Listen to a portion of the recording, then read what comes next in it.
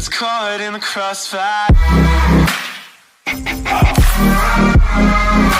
It's caught in the crossfire.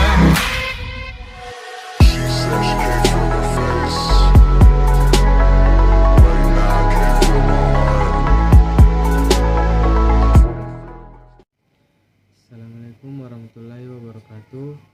Perkenalkan, nama saya Muhammad Yusuf Saputra. Saya dari Fakultas Sekolah Tinggi Ilmu Ekonomi Makassar Maju. Saya ingin memaparkan rangkaian materi yang berjudul pengertian etika bisnis. Baik, kita akan masuk ke materinya. Perkembangan dunia bisnis semakin mengglobal, tentunya harus diimbangi dengan aturan-aturan yang saling menguntungkan, sehingga tidak ada pihak-pihak yang dirugikan dan pada gilirannya mendatangkan manfaat bersama. Etika dan integritas suatu kemauan yang dalam membantu orang lain, kemampuan dan kemauan untuk mengakui kesalahan kemudian dijadikan suatu pelajaran untuk meraih sukses adalah yang terpuji. Jangan dianggap suatu ketamakan karena memperdagangkan dunia yang lebih bebas di masa mendatang, justru mempromosikan kompetisi yang lebih bebas. Dalam menciptakan etika bisnis ada beberapa hal yang perlu diperhatikan. Pengendalian diri, pengembangan tanggung jawab sosial, mempertahankan jati diri, menciptakan persaingan yang sehat, menerapkan konsep pembangunan yang berkelanjutan, menghindari sikap yang kurang etis atau koneksi, kolusi, dan komisi. Mampu dan mau mengatakan yang benar itu benar. Jika hal ini terrealisasi, maka optimis bahwa kendala-kendala dalam menghadapi era globalisasi dapat diatasi.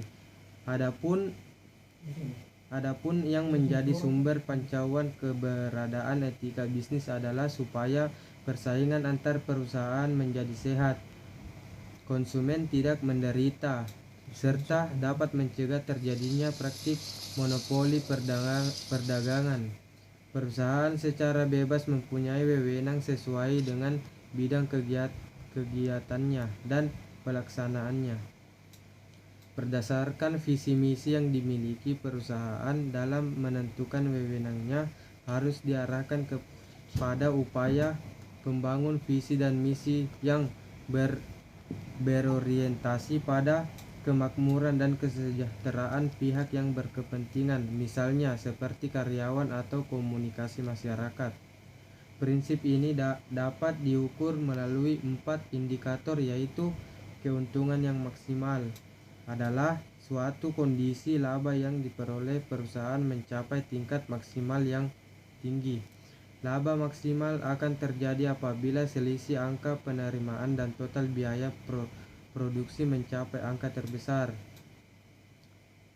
Yang kedua, pendapatan meningkat. Peningkatan pendapatan merupakan suatu kemampuan yang dimiliki oleh masyarakat melalui adanya peningkatan daya beli untuk membiayai kebutuhan sehari-hari, keluarga yang baik, kebutuhan dasar maupun kebutuhan sosial. Yang ketiga, produk yang dijual mempunyai nilai lebih. Penambahan nilai ini penting untuk membuat produk atau jasa terlihat lebih berkualitas dan unggul, sehingga perusahaan bisa meningkatkan harga jualnya. Yang keempat, harga yang ditawarkan cukup kompetitif.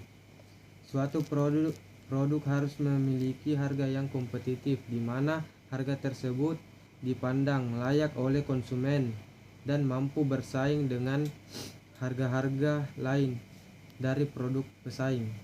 Ada juga contoh penerapan etika bisnis yang sederhana. Dalam setiap kegiatan, etika bisnis adalah menyebutkan nama dengan baik saat rapat atau pertemuan menjadi sangat penting, dan menghormati ketika mengetahui nama klien yang akan diajak kerjasama dan bisa memberikan suatu bisnis yang sehat, nyaman, dan penuh kepercayaan. Adapun kesimpulannya yaitu etika bisnis berlaku sebagai benteng bagi pemangku kepentingan. Etika bisnis yang juga memiliki fungsi yang mampu menyinergikan antara pemangku kepentingan dalam bisnis. Bisnis yang beretika akan membawa dampak pada perusahaan. Penerapan etika dalam kegiatan bisnis akan membawa dampak yang positif bagi berlangsungan suatu bisnis. Dalam dunia bisnis, ketika memiliki peran penting bagi perjalanan organisasi bisnis. Bisnis merupakan aktivitas yang memerlukan tanggung jawab moral dan pelaksanaannya, sehingga etika dampak dalam praktik bisnis memiliki hubungan yang erat.